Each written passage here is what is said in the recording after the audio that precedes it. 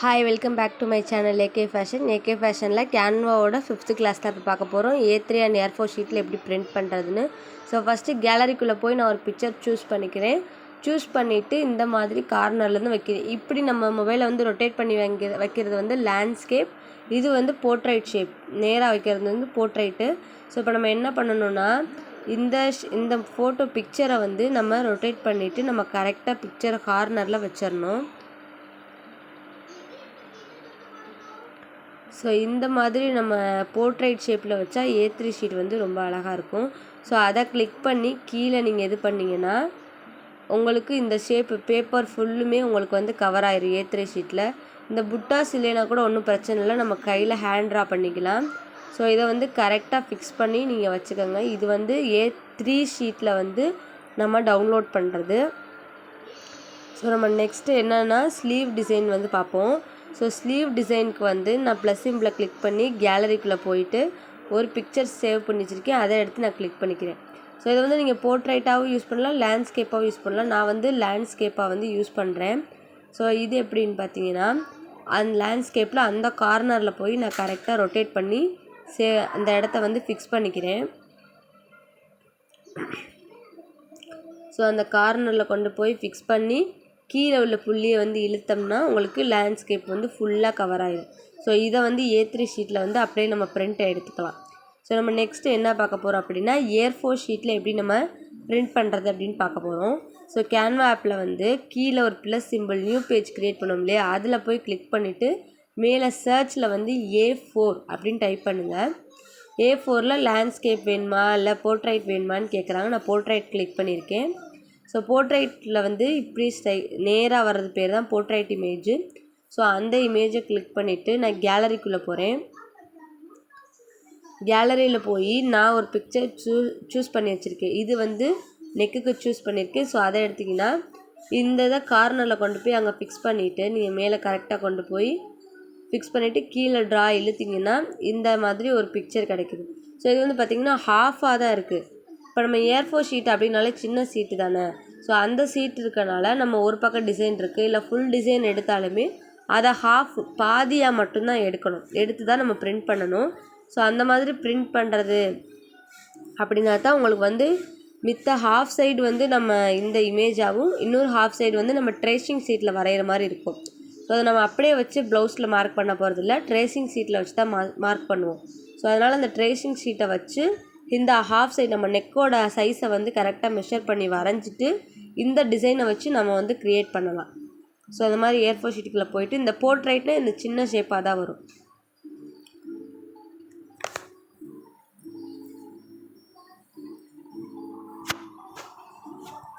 So இப்போ portrait எடுத்திங்கன்னா உங்களுக்கு இந்த மாதிரி ஷேப்பில் தான் கிடைக்கும். ஸோ இதுக்காக நம்ம என்ன பண்ணலாம், லேண்ட்ஸ்கேப்லேயும் யூஸ் பண்ணலாம். போர்ட்ரைட் உங்களுக்கு எந்த மாதிரி பிக்சர் வேணுமா எதில் நீங்கள் சூஸ் பண்ணாலும் A4 ஷீட் அப்படின்னாலே பாதி தான் நம்மளுக்கு வந்து பாதி ஷேப் மட்டும்தான் எடுக்கணும், ஃபுல் ஷேப் எடுக்க முடியாது A4 ஷீட்டில். A3 ஷீட்டுன்றது கொஞ்சம் லாங்காக இருக்கும். ஸோ அதனால் வந்து நம்ம A3 ஷீட்டு ஃபுல்லாக பிரிண்ட் பண்ணிக்கலாம். இப்போ நான் மறுபடியும் A4 ஷீட் அப்படின்னு உள்ளே போய் கிளிக் பண்ணி நான் போட போகிறேன் லேண்ட்ஸ்கேப்பில்.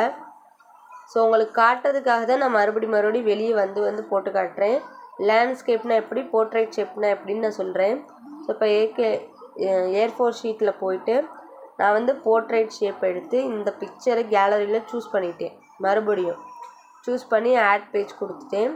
ஆட் பேஜ் கொடுத்துட்டு இந்த கார்னரில் போய் நான் செட் பண்ணி அதை கரெக்டாக ஃபிக்ஸ் பண்ணிக்கிறேன் அந்த பேஜில்.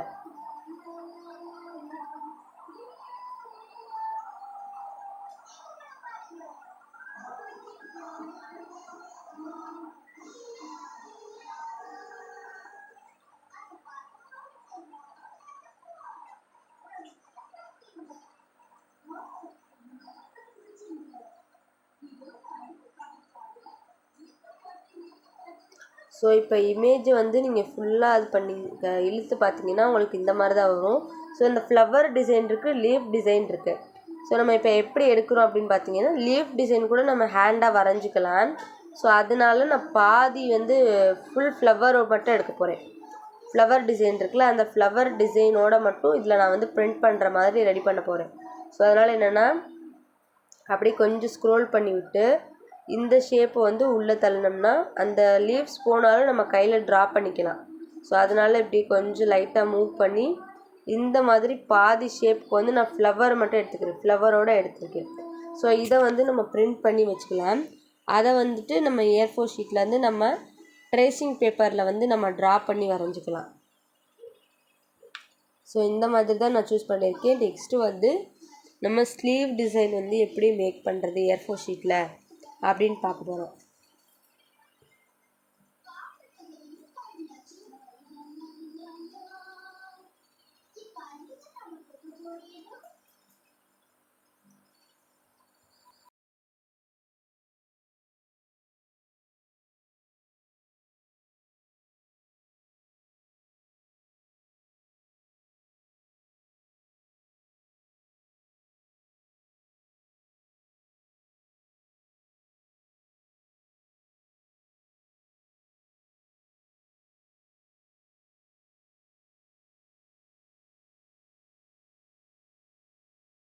A4 ஷீட்டில் வந்து இந்த மாதிரி டிசைன் வந்து நீங்கள் ஃபிக்ஸ் பண்ணி ட்ரா பண்ணிக்கோங்க. நெக்ஸ்ட்டு வந்து நான் ஸ்லீவ் டிசைன் தான் சொல்ல போகிறேன். ஸோ ஸ்லீவ் டிசைனை வந்து நம்ம எப்படி பண்ணுன்னா போர்ட்ரைட்டில் தான் நான் பண்ண போகிறேன். ஸோ அந்த பிக்சர் டெலிட் பண்ணிவிட்டு இதை வந்து ரொட்டேட் பண்ணிக்கோங்க.